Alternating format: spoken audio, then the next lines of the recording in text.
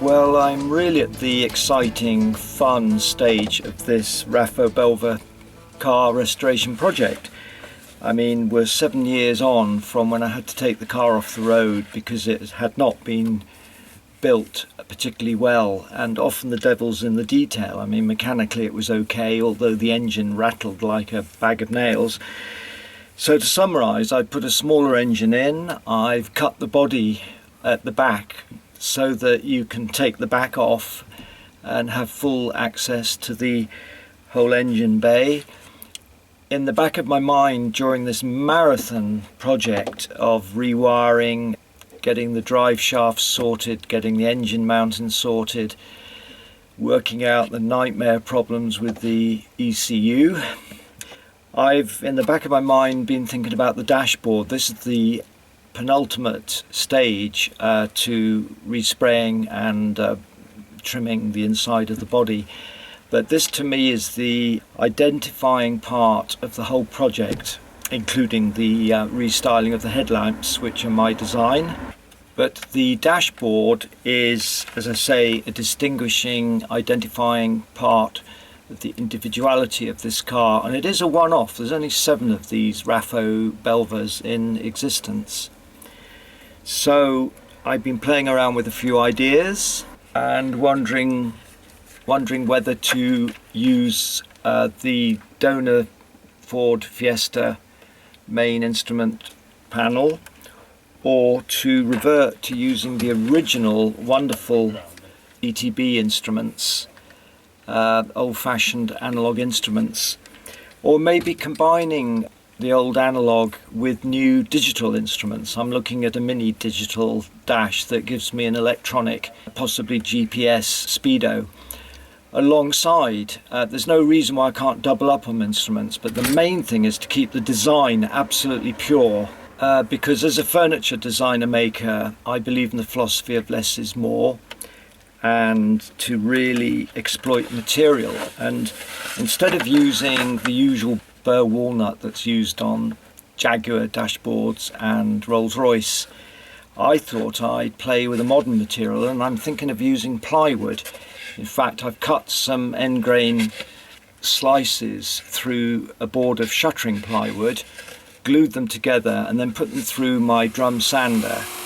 And I'm thinking of using this material and maybe bending it and having a kind of concave sweep by the steering wheel, coming to an apex at the front, and that angle giving me the main instruments that will be facing me as the driver, and then having the compartment or the passenger side of the dashboard in a convex, and then trimming it on top, covering it on top with a leatherette vinyl covered dashboard top piece.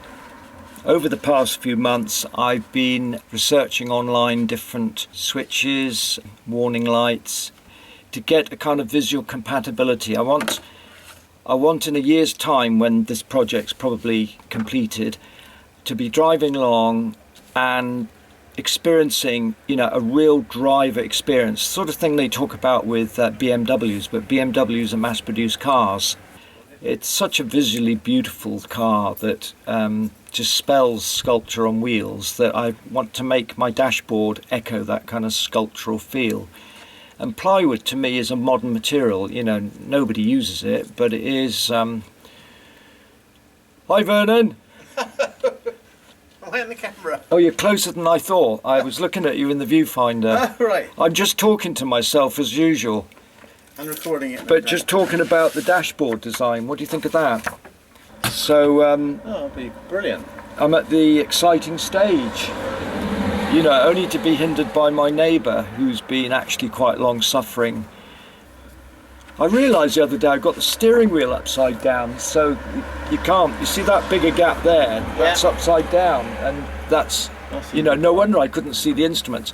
But that's another thing, I want to position the instruments exactly right, so I'll probably make a mock-up out of MDF, which I can do really quickly and use a hot melt glue gun, and just experiment with positions and then drive around, because after all the car's got its MOT, and this next month of July I'm going to put tax on it, so you know, it will serve just to drive up and down the road, short distances, try different things out, check for rattles, and see above all how the instrument positions is right. The kind of mental effort I'm putting into this is sorted out by the major manufacturers over years and years of development before a car even hits the roads. And as we all know, they're made by robots, and there's hardly a rattle or a squeak. So this is really challenging as a one-off. This is the bit that I've been patiently waiting for 7 years while the nuts and bolts of the car went together.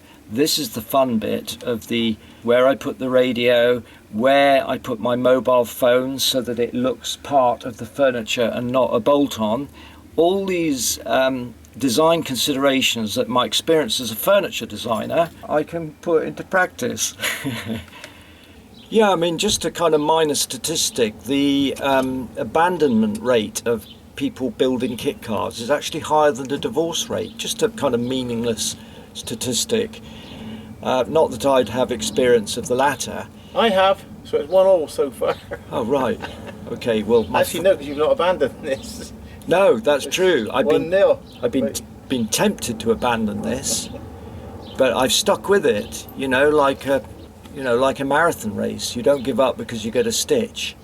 The gull-wing doors are a bit of a nightmare to get them to fit, but we'll get there in the end. Solenoid switches, they came out easily, but they wouldn't go back in easily, and I lost one of them, so we had to buy one. So all these little details, and my friend Tim has been fantastic. He's been helping with the wiring, and he's sorted out the remote switch, the locking to get in and out of the doors, the direct supply to the battery that will fuel the remote alarm system, the door locking, and also little things like the clock. You can't have the clock switching off every time you turn the ignition off. So yeah, we're at a very exciting stage, and one day I'll be hopefully proudly showing a completed car, and but we're a little way away from that. After a while you become quite expert at guessing the size of a spanner. I actually got it right first time that I wanted an 8mm spanner to take off these nuts holding the steering wheel on, because the steering wheel is upside down. My door seals are standing up because it's begun to rain, so one little job after another.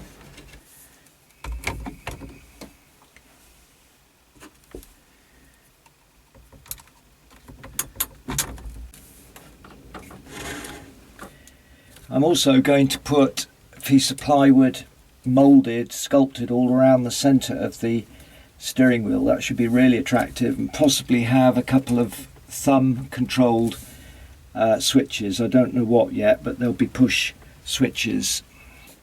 Of course, I've still got a lot to do in terms of trimming the inside. You can see behind I've got a lot of soundproofing to do, interior trim using leatherette, getting the colours right, over the dashboard, getting a lovely mix of wood and leather, and crafting it to a really high standard. Because if you think about it, you spend a lot of time in the car, like for instance in a traffic jam, where if you're in a really nice environment, it just makes it more enjoyable, or more bearable if you're in a traffic jam.